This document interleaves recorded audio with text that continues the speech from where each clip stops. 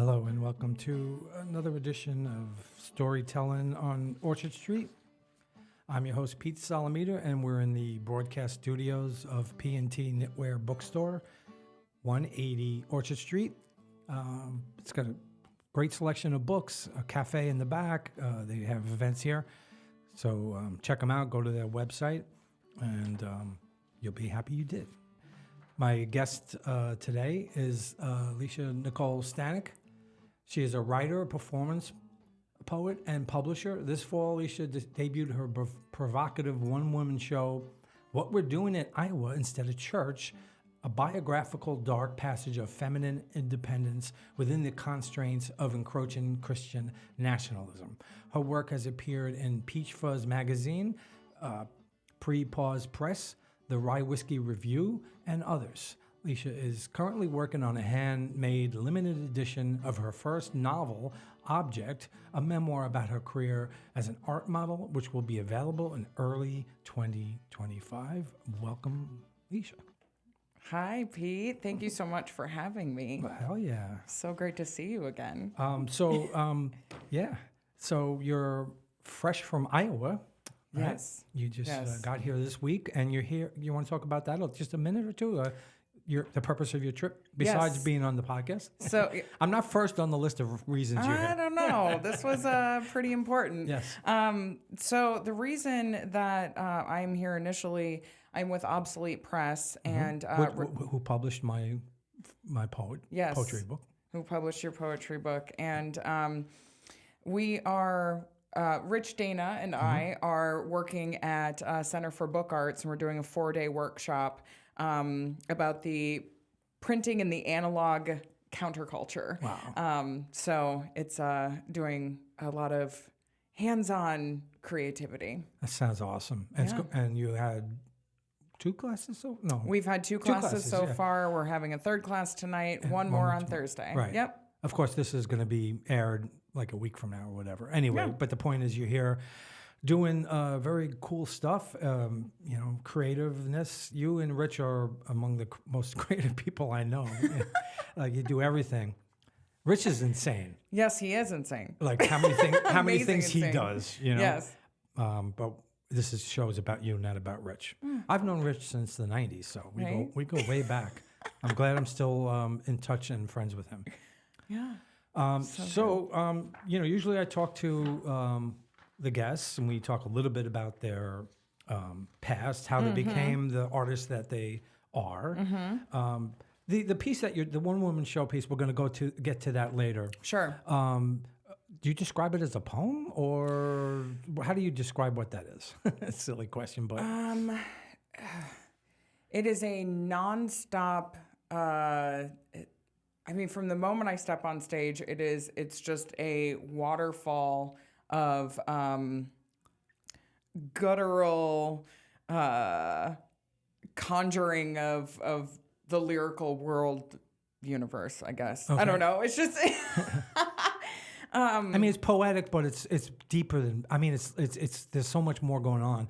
So we're going to talk about that. So let's first find out a little bit about your background growing up and what other things or how you discovered the arts or what art form, because it looks like you do more than one, came first, that kind of stuff. So you grew up in Wisconsin. I grew up in rural Wisconsin in the Driftless region. 2 of the poems you sent me, Mom and Dad and Small Town Girl, are they, or the writing, they are factual or they are factual. Biographical? They are biographical. They are actually excerpts from the book Object that I am coming to the end. Okay.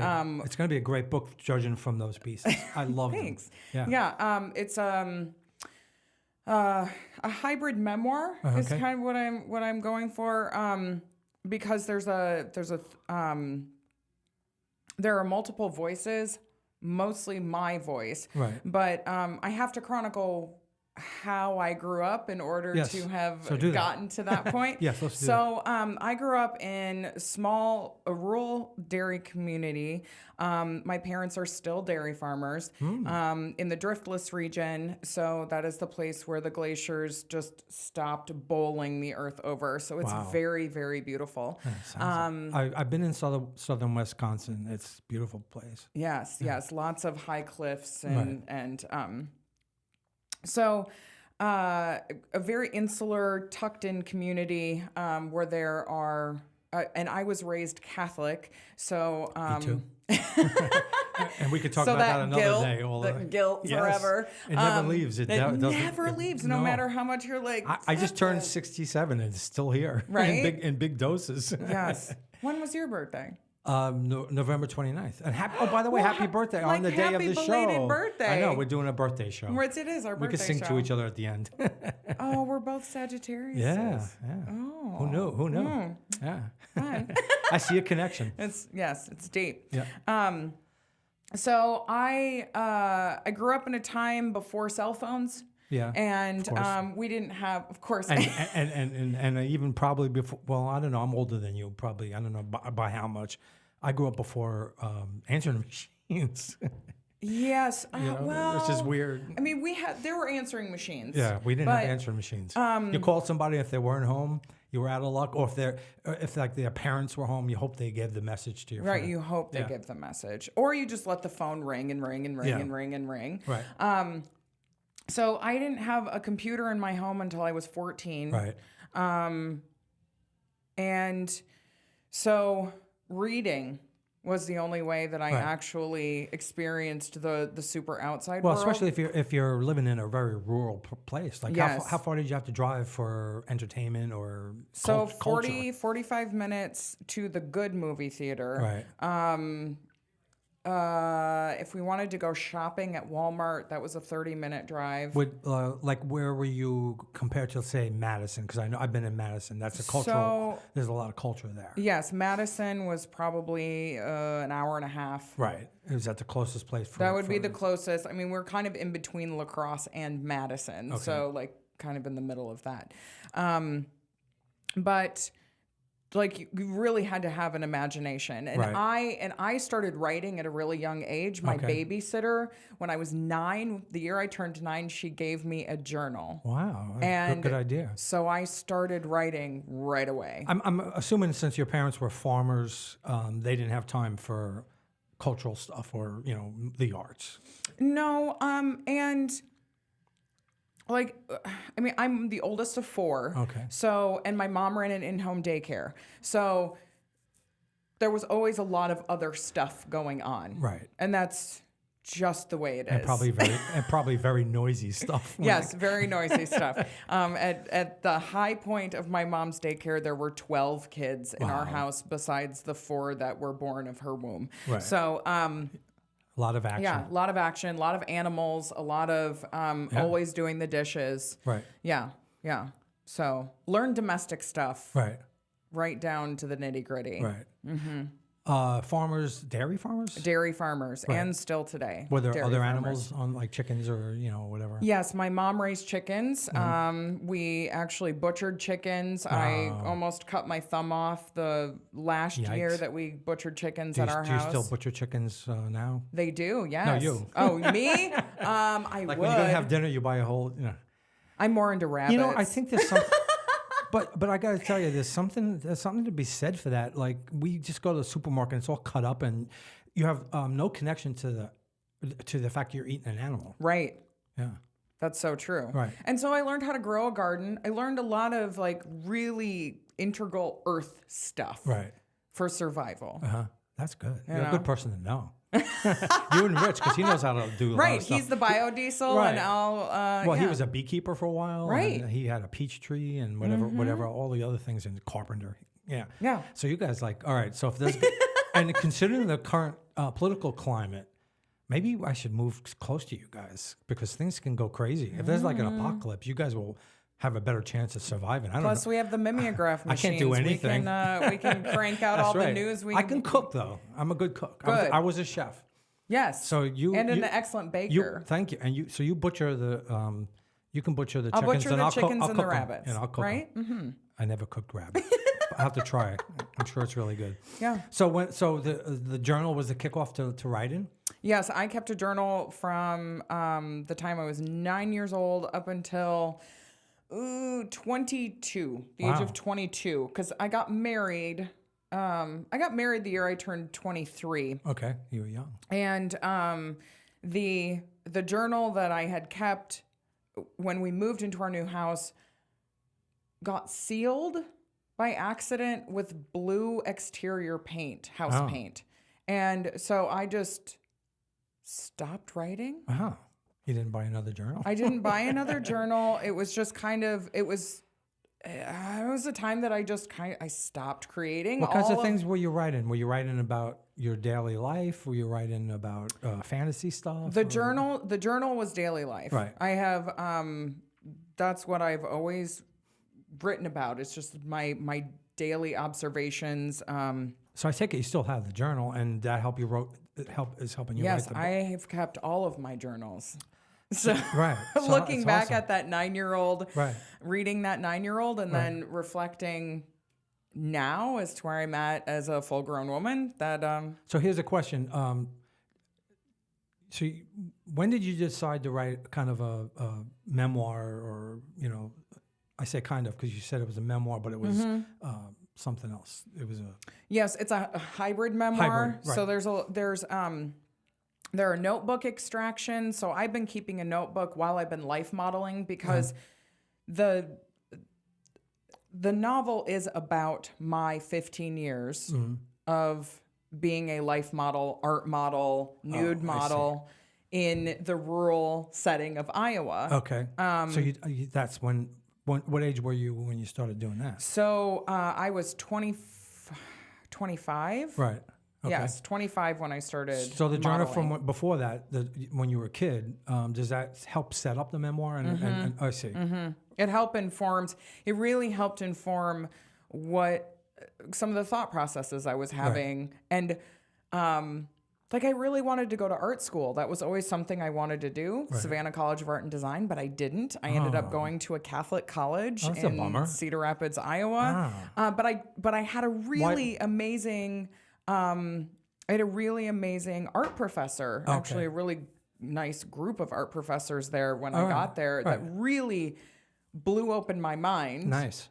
And then I followed that domestic and got married instead of going and getting a graduate degree. Okay, and then we'll get to what you did after you got married. But what was it like? So when you decided to write this book, is this something you've been thinking about doing for a long time? And had you ever looked at the old journals before, or did you say, "I'm going to write this memoir, hybrid memoir," and then you started reading the journals? And what was that like?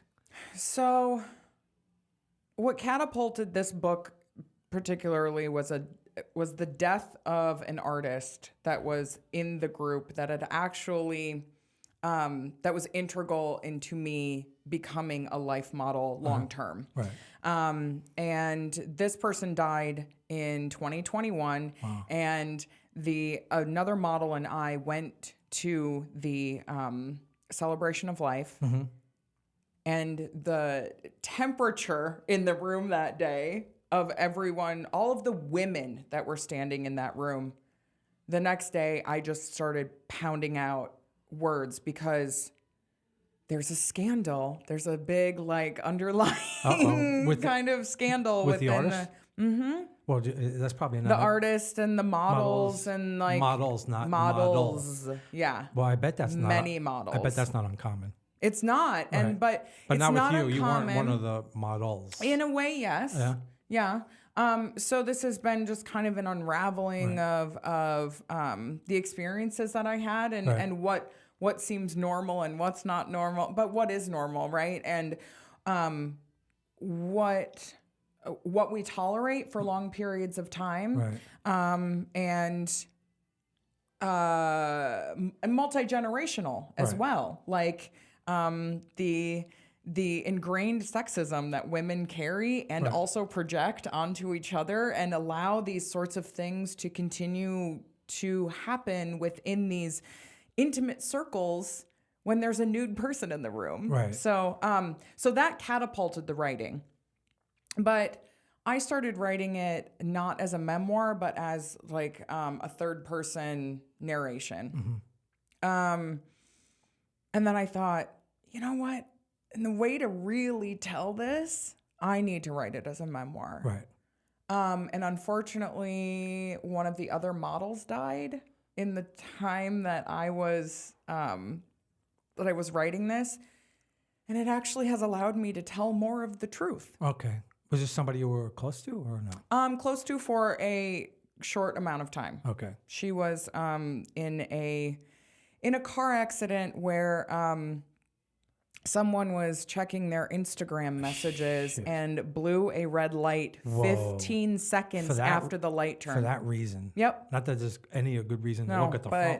There you go. Driving. Oh my God. Wow. Yikes. Sign of the times, right? Here we are. Right. Yeah. So those journals, now looking back on those journals, I think the line that seared me the most as a 9-year-old, the first entry that I wrote was Christmas Eve. And I was chronicling the party that we had in third grade. Oh. And how what they had gotten. Trolls were really hot that year. Yeah, sure. They were hot in my youth, too. Right? Yeah. So everyone. Which I kind of am not sure why. I don't know. Like weird these things. weird little naked things with big hair. But they were popular in the 60s.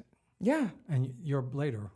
Well, hey, that art cycle resurgence, right? Yeah, they were weird. We called them wishnicks, I think. Wishnicks? Yeah.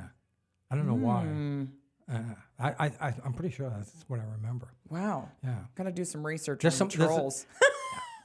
There's another weird thing that was popular as a kid. I don't want to talk about it because it's weird, and I don't even know how to describe it. A toy-like thing.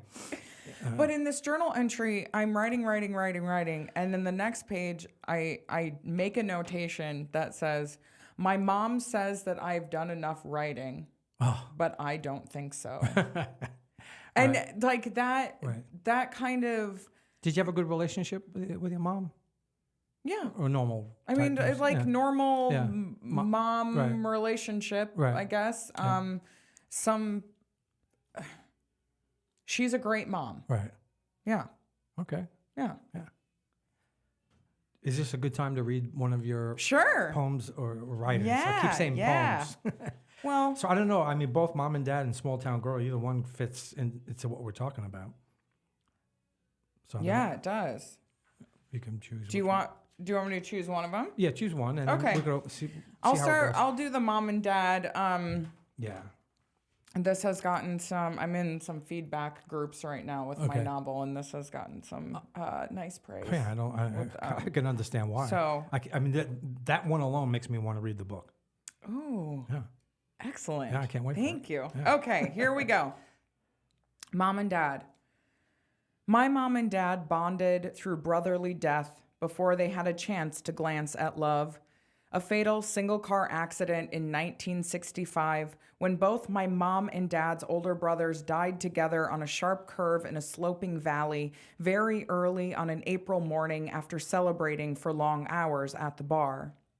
18 years later, as my future mother pulled open the door to the smoky din of Tom's Place, the downtown watering hole, my 21-year-old future father, bellied at the bar, glanced over his shoulder, staying in stare as her strong haloed silhouette blossomed into flesh.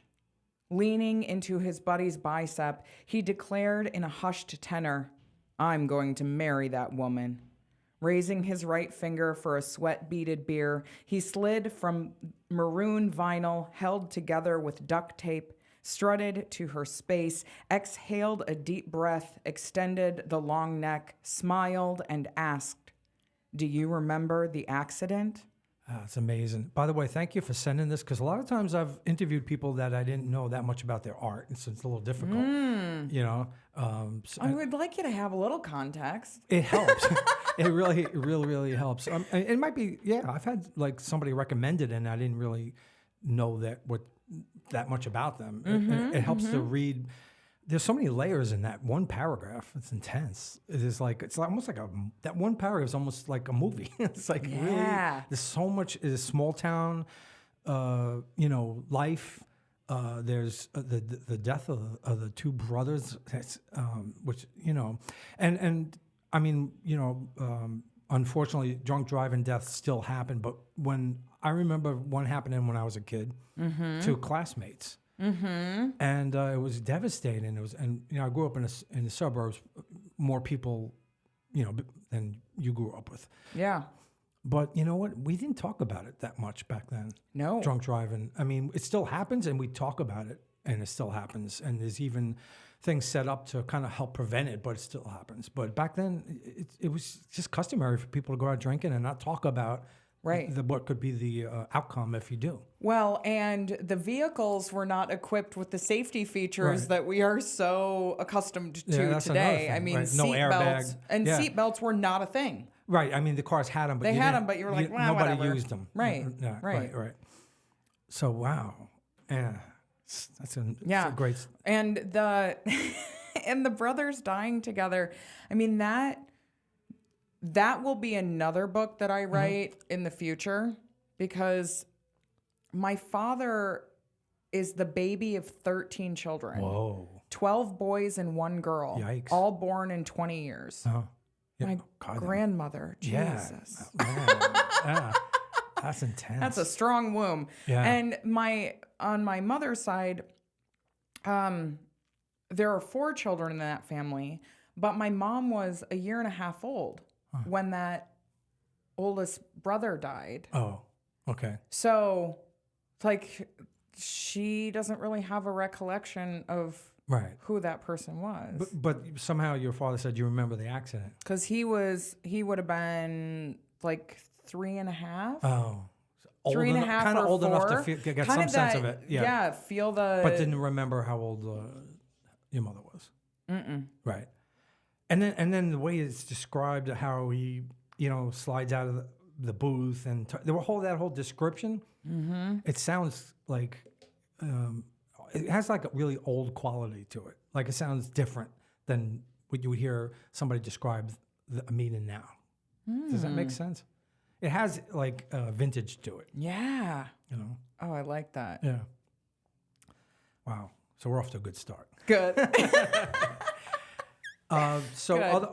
Did you study writing in college? Or? I did. I studied. So I went to college for art. I have my 2D. I have my fine arts degree. Fine arts. Fine arts with a painter? 2D emphasis. Right. So anything painting, drawing, photography. Okay. And I have a creative writing minor. Wow. So I was, and I was in theater and. I'm glad you said that, because I was going to ask you if you're in theater, because what you did, the video you sent me, and I should tell the listeners that last summer we had a great fun time barbecue in my backyard, and you did that. Oh my God, that was so much fun. Yeah, and you did that piece, and it blew everybody away. It looked like a piece from somebody who does theater, because I didn't start going to poetry readings until the last few years, and there's some people that write good poetry, but they're not that expressive when they read it. And then there are some people like you who I think had to have theater background, the way and the fact that you memorize it. I can't memorize a 1-page poem. It's weird. Yeah. I hate to admit it. So when you read that, it wasn't just somebody reading something. It was like a one-woman play. Yes. Yeah. And that's so glad that you brought that up, Pete. Yeah. Because the one-woman show, I memorized the whole thing. Yeah. So it's what I speak is about 65 minutes of material, because there's a voiceover. When I begin the show, I'm nude, and because I want to give people the experience of what it's like to be in a room with a nude model and not have it be But was it different for you? Because there's one thing being in a room where people are sitting behind an easel and painting, and then be in a room with an audience.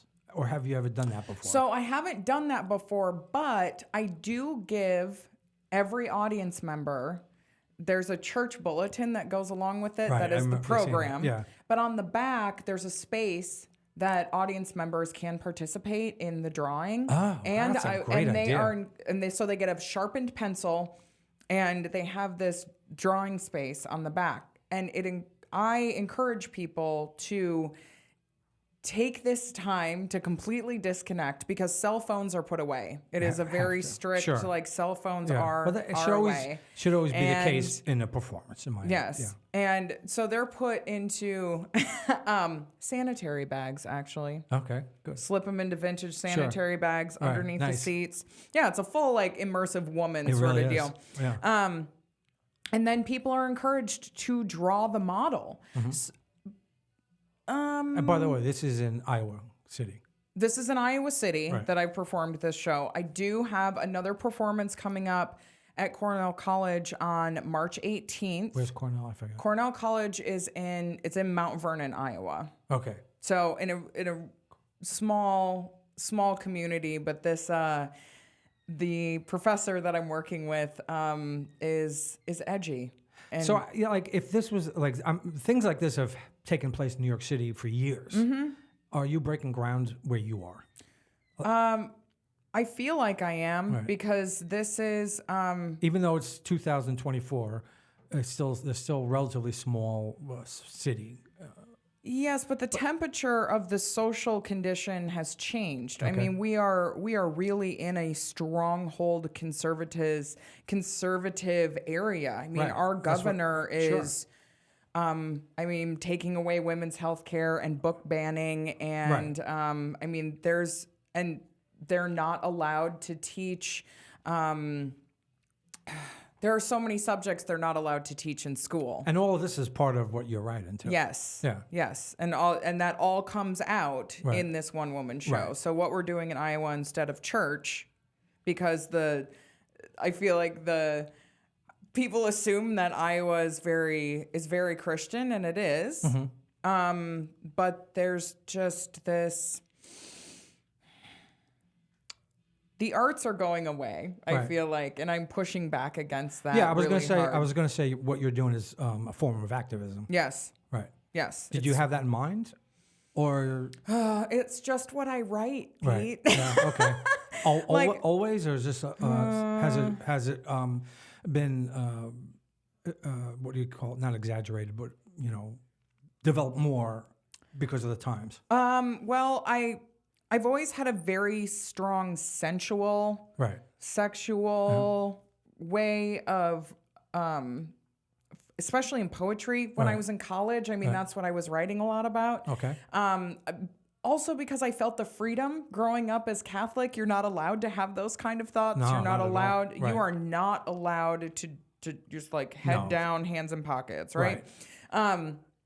So once I got to college, But at the same time, because of that oppression, there's sometimes just like it's eating away. Yeah, right, and there was when I was even when I was growing up, there was the Catholic school girl thing. Yeah. Well, and yes, but then breaking that stereotype just a little bit, because if you try to take something away from somebody, it usually makes them want it more. Absolutely. Yeah. And that's So it why has the all reverse these effect. pent up Catholic feeling, and the guilt. I mean, Madonna, for God's sakes. Sure. I mean, she... Was there any so you did it once? I did the show twice. So It's the same location. The same location. And I saw on Instagram Rich building the stage. Yes. Yeah. So you're lucky again, the carpenter. we built the stage for the space because PS1, Public Space 1 in Iowa City, not the same as New York, but Public Space 1 in Iowa City is a collaborative art space.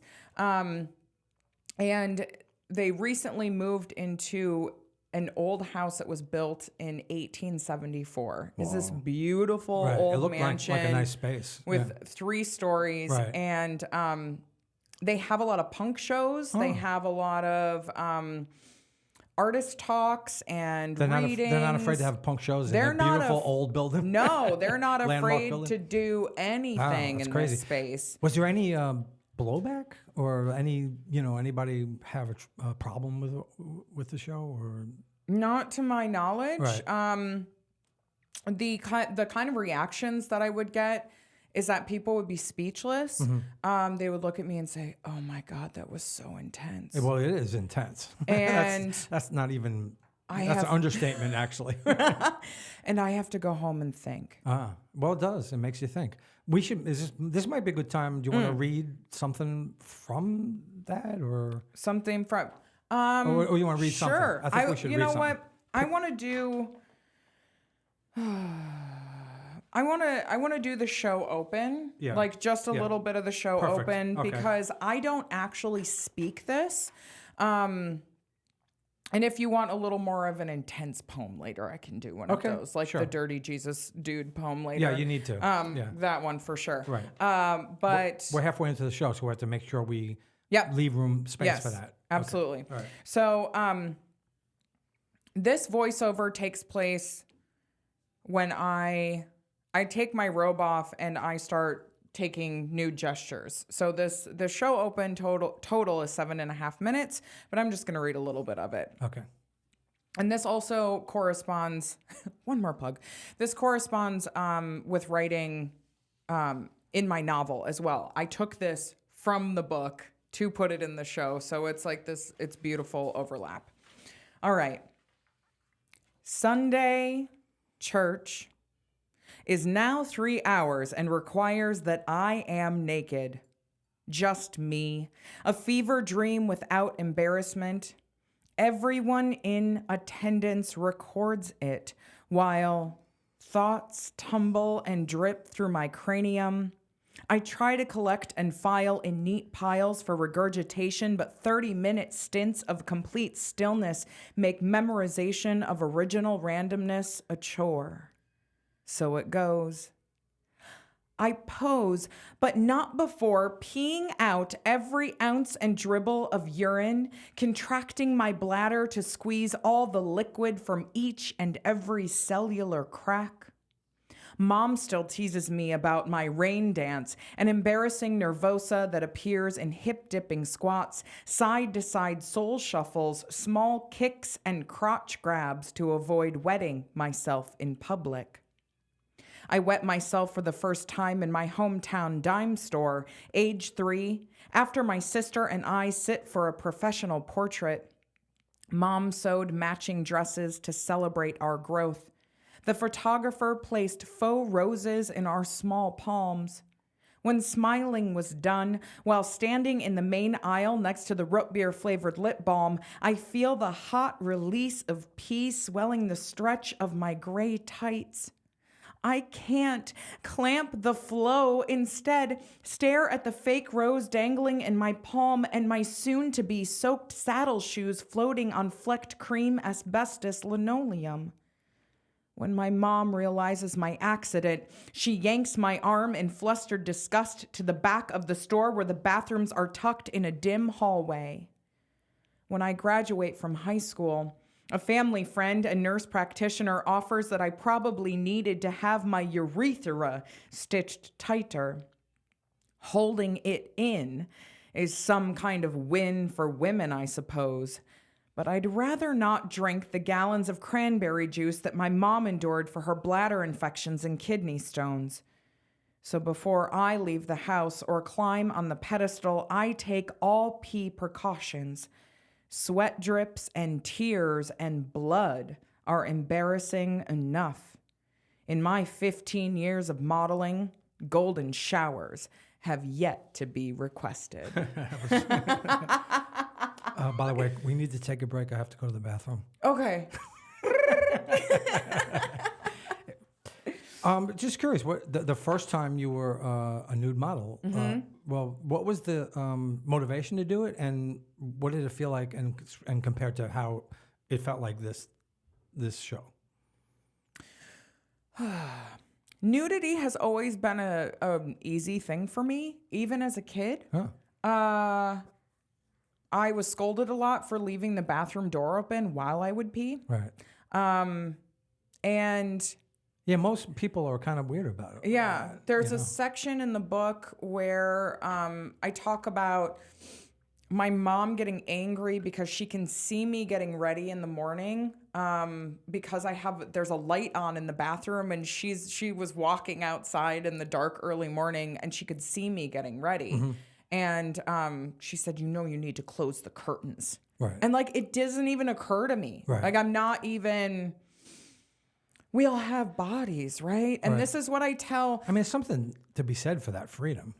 Yeah, and I don't have that freedom. But some of it is because I need to go to the gym more, but that's another story. But that's the thing. The majority of humans that I've come in contact with are just not comfortable in their nude bodies, and that's okay. But the way that some of that is also a Catholic thing too, because my parents were, yes. So my first nude modeling session, we wouldn't even be allowed. We weren't even allowed in the house without a shirt on. Like we'll go to the dinner table, or whatever. Well, yeah. Well, but I grew up with my Uncle Jimmy. Like, there were farm guys, right? So they would come in, but that's different, isn't it? They would always be shirtless, right? But that's different than a woman doing it. True, for them. But my little sister also ran around without a shirt on until she was told, "You probably need to put a shirt on." Okay. I don't know, And where's your father in all this mix? Because you're mentioning your mother. How does he fit in? My dad. I first remember my dad as a little girl running from the basement. So he would come in and change his barn clothes in the basement. So we lived in a house in town, and then we lived in the country. And so he would change his clothes in the basement and then run up through the kitchen in just his like teeny little underwear. Okay. So this is like, I just remember him like that. Right. And I don't know, like the men in my dad's family always had their shirts, and I don't know, maybe a 70s, 80s thing, but they always had their shirts unbuttoned. It's definitely a 70s down thing. To their belly buttons. Yeah. Like, they're just skin. You go to the discos in the 70s. Well, it was all guys with open shirts. But like, watch movies from the 80s, and people were kind of a little more free with their skin being exposed. Right. And I guess to answer your question, my first modeling session, I wasn't nervous about being nude at all. Like, I started clothed, and then they wanted to have nude later. Was it partially for the money or partially for the experience, or both?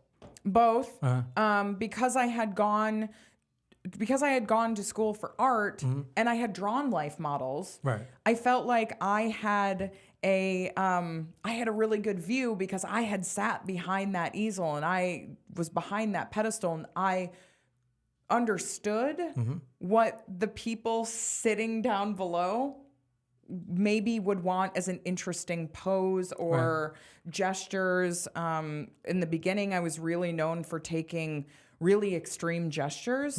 And then I got into yoga, and I was able to do better gestures. You have to hold a pose for a fairly long time, though. Yes. Right? So you have to be pretty strong. Yes. Yeah. It's not... it's physical.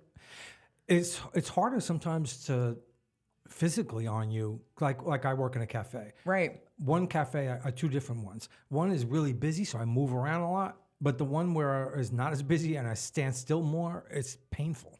Yes. So I can't imagine sitting for how long? Like a 45 minutes, hour, whatever. So how long would the class be?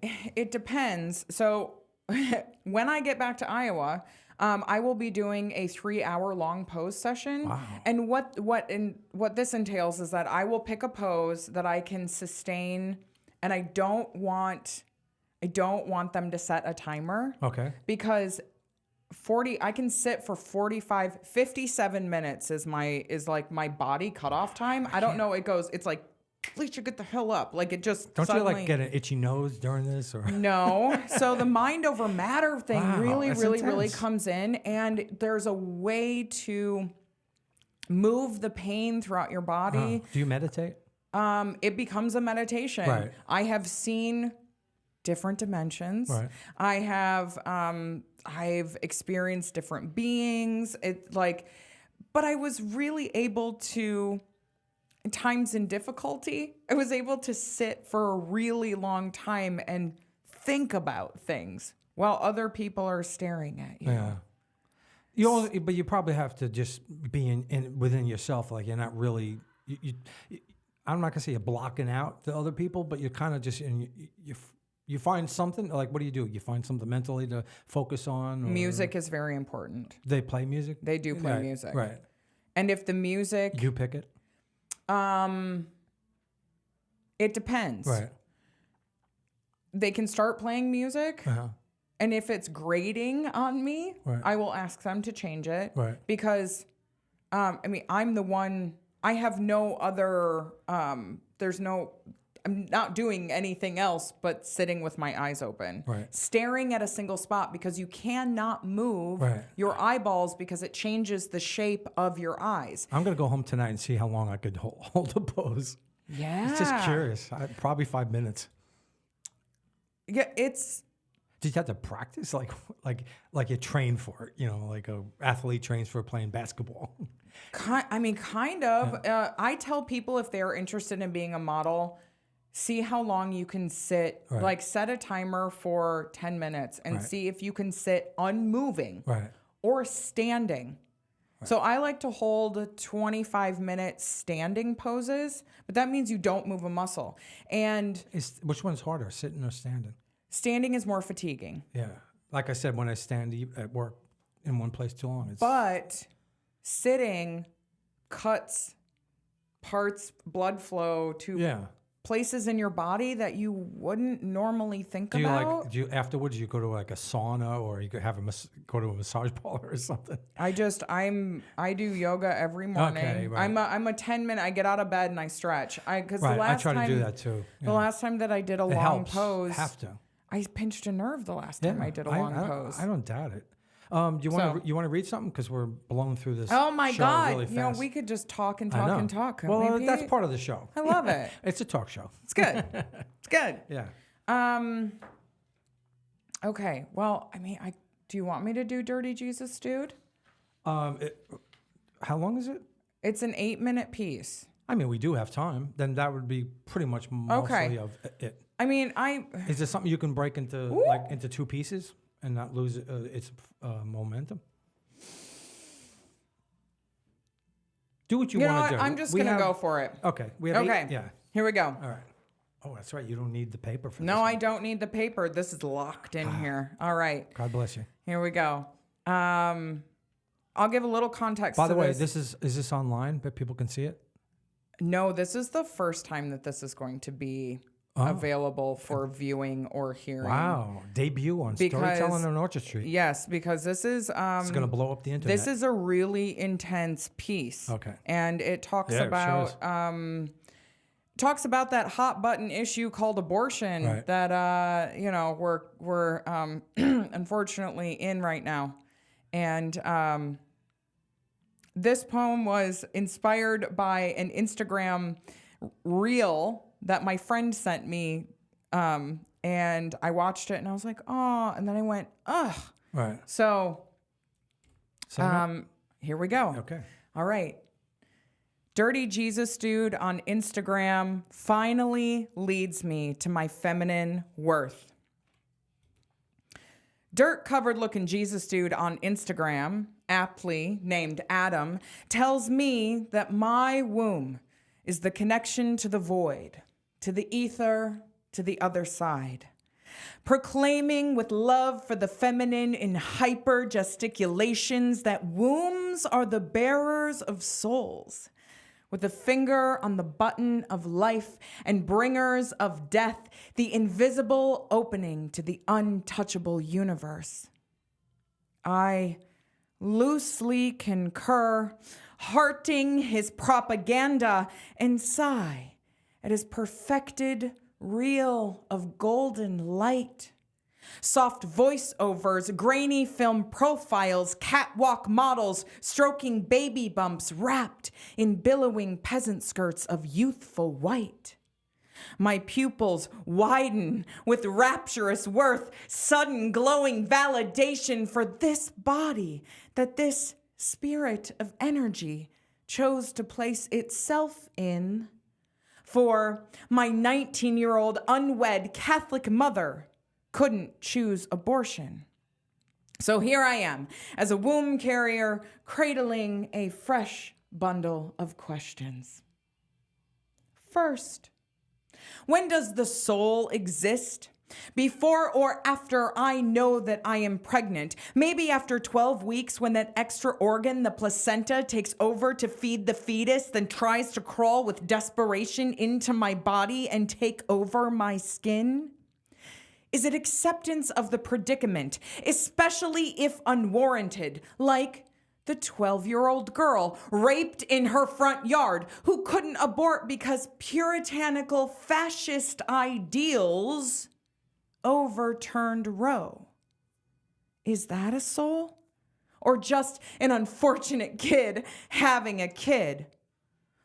But wait, my womb is the bearer of souls. So does the soul emerge only if I conceive naturally, in just the right circumstances of dual coming, tangling a hot tryst on the couch as the sun sets, screaming wet in slutty girl nakedness, shaft bouncing cowgirl in reverse? Is that a soul? What about the surrogates, in vitros, petri dishes, sperm bank selections? Are those incarnates impersonating, or do those souls hold higher human tier, rightfully conjured with an aching desire for them to appear? Please, dirty Jesus dude, answer my questions, because you're starting to sound like a vulva huckster, leaning on conditions when births were believed to be miracles, when blood running between a woman's legs without pain or wounding was confusing and seen as holy, before worldly comprehension of sperm and egg collision, before children survived past year 5, before overpopulation, before epigenetics, before modern American hospitals chock full of life-saving technologies kill more babies and mothers than third world countries. Before the cost of raising a kid meant bankruptcy and forever dependence on independence with no help, especially if the spunk donor is kicked out, walks, or dies, only the womb is left to keep the offspring alive. But wait, my womb is the bearer of souls. Thank you, dirty Jesus dude, for your unwelcome heap of guilt, reminding me of my choice when the time wasn't right to raise another life in this life that I was just getting used to post-divorce. Waking up every morning unable to breathe, knowing that my womb was conveyor belting a human, after witnessing 2 pink lines bloom on that pee stick, constantly struck with panic because I couldn't press pause on 4 weeks pregnant to see where this new relationship adventure led. Instead, I chose the winter solstice to bleed the soul back, cramping on a funeral shroud of baptismal satin, to snuff, to squash, to move beyond its light, to focus on my own glow when finding myself in plight. Why? Why did this soul choose to infiltrate my womb? I told the void long ago that I didn't want children. Rather, this soul giggled at my decision, pointed in my direction, and said, "Her, that 39-year-old looks tasty. We're gonna catch a ride on that slide no matter the phase of life."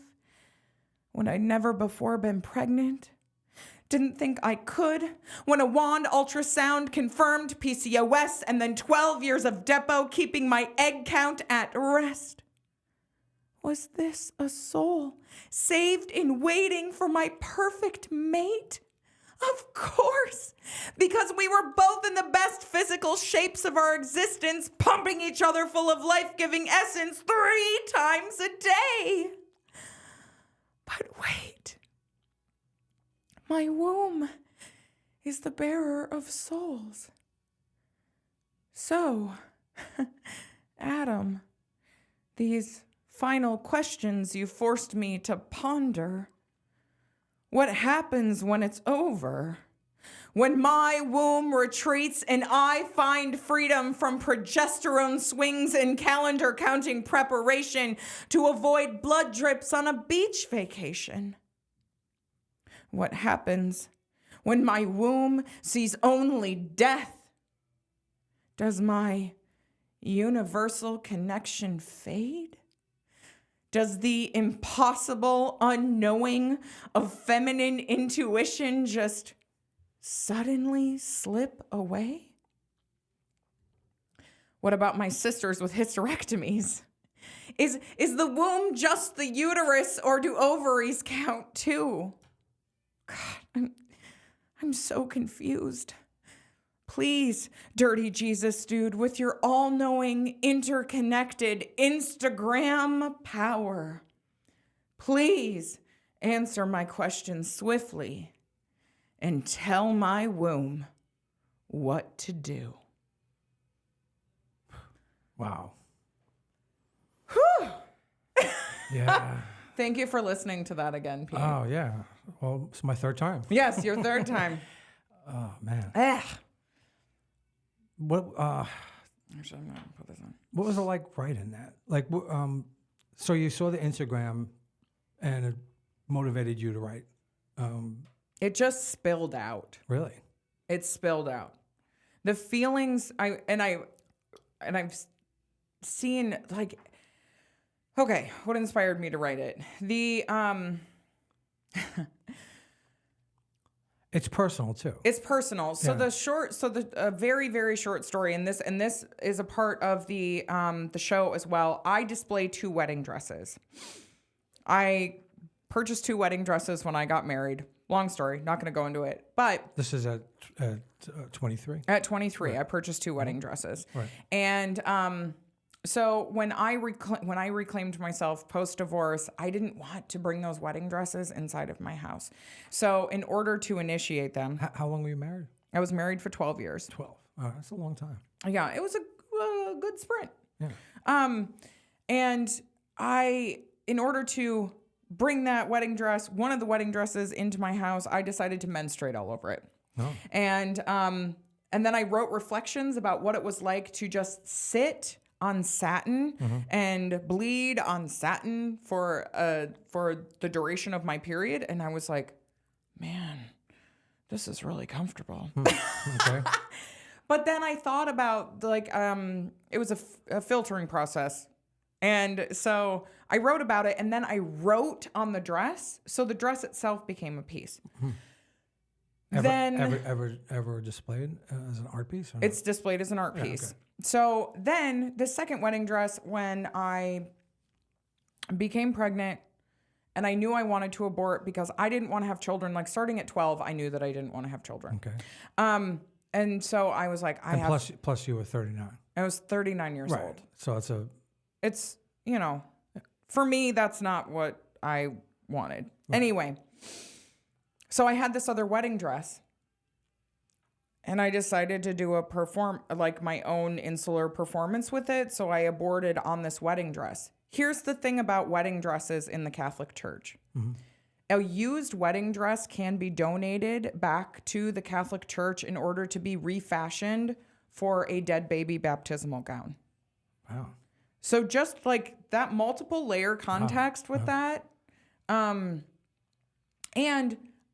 those kind of donations are indefinitely closed because now we are in fast fashion world. So wedding dresses are $99 at David's Bridal, and you can buy, they're just cheap. Uh-huh. So, and they're not like the honored things that they used to be. And so they are just overrun with donations, and they're called angel donations. Huh. I never heard of this. Mm-hmm. Yeah. so I thought that the timing was, it just seemed to work out as a piece. And then this hung in my house for a while. And I didn't know what to do with it. Right.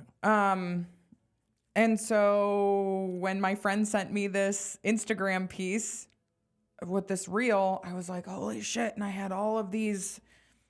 just had all of these thoughts and feelings. And then I took that dress and I wrote the entire poem on the dress. So these 2 wedding dresses, that's the stage set for what we're doing in Iowa instead of church. You're doing very personal art.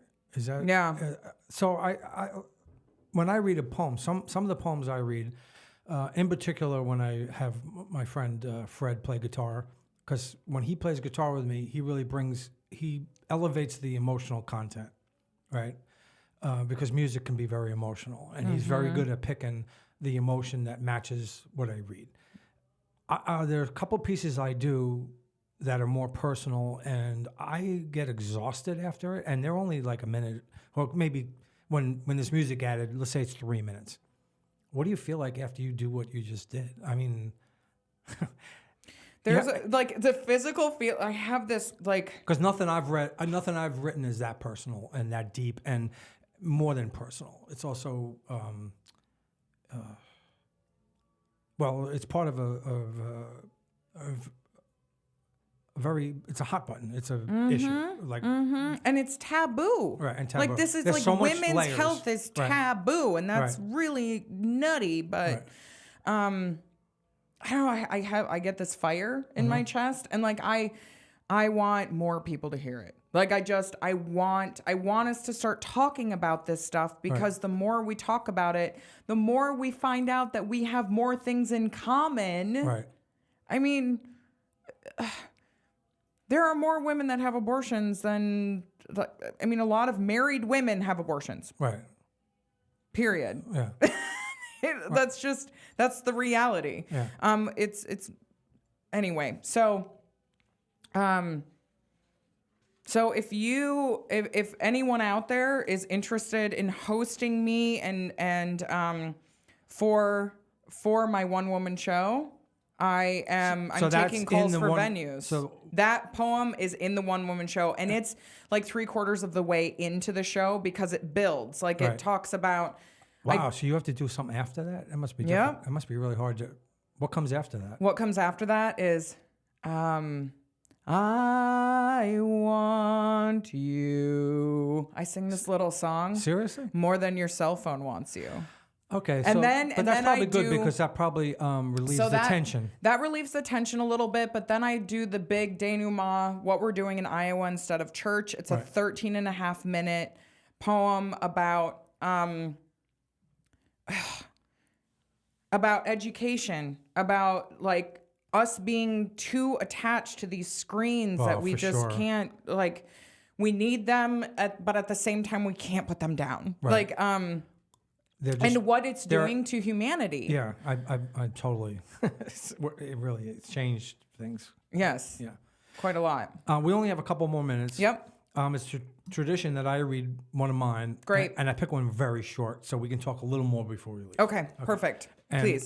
this came up in my Facebook memories feed. It's called Hidden Fight. Mr. Sarcastic punched Johnny Sunshine in the face. A daily inner battle with no witnesses of what just took place. Mr. Sarcastic had the upper hand. He liked conflict, turmoil, and pain. Johnny Sunshine took it the best he could, hoping his day would come. He found strength in optimism and wishes, but perhaps there was no resolution in sight. There were no winners in this hidden fight, just a part of the struggle of getting through life. Yes. That's me. Like I have this, like, maybe a lot of people do. I have a lot of these inner battles, like, all the time. Yeah. Yeah. So so it's good that you can express that on page. That's so healthy. Yeah. Yeah. How do you want to conclude this? Well, if anyone is interested in having me for venues, I am taking open calls right now. Why don't you try to set something up in New York City? Yes. Yeah. Yes. And a gallery space. Right. I don't need a stage. Right. I come with a very simple set. And also my book, is coming book. out. Right. My That's book, important. Object, is Right. coming out next spring. It's going to be a hand-bound limited edition wait. for the first one. You're doing it yourself, or Doing it, yeah. Rich and I are doing Rich, it together yeah. through Obsolete Press. Cool. And it will include artwork as well, so that I'm people sure it's gonna get be a fantastic. visual of Right. what in the hell life modeling I is. can't wait. So- Put a pre-order in for me. You got it. How can people find you online? All right, nudepoet.com. You can get a hold of me there. You can email me. Also on Instagram, nudepoet333. Those are the two online things that I have right now. And if you Okay. want to buy some of the zines that I've created, go to Obsolete Press, and you can pick up some poems, chapbooks, little quirky zines. Cool. So Thank you so much for being here. Oh, is your music playing? It's not up. That was fantastic having you here. It was So great great being talking here to with you, you, Pete. and you're a very intense person. You're doing amazing stuff. I can't wait for your book. It's going to be great. Thank you. And hopefully you'll do a show here in New York City at some point. Yes. Yeah. But that's it. That's the end of the show. And I hope everybody enjoyed this unbelievable expression of art from Leisha Nicole Stanek. Thank you so Pete. much. And thank you all for listening, watching, however you are digesting it. It's been Storytelling on Orchard Street, and I'm your host, Pete Salamita. And once again, thanks, Leisha.